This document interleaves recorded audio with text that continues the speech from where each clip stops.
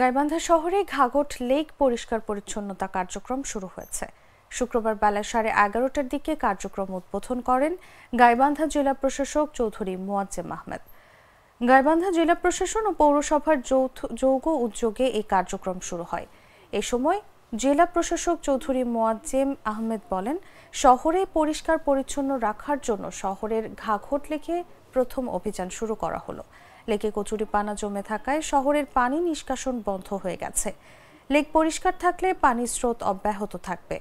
এতে পৌর শহরে কোনো ময়লা পানি জমতে পারবে না।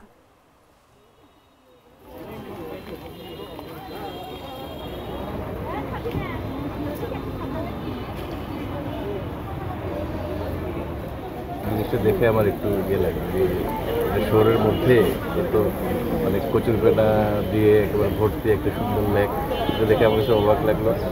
প্লাস এটা একটা সিম্বলিক, আমি বলবো যে কচুরিপানা পরিষ্কারের মধ্য দিয়ে আমরা যে গাইবান্ধায়, বিশেষ করে গাইবান্ধায় যে যত ধরনের জুলুম আসে, অত্যাচার আসে।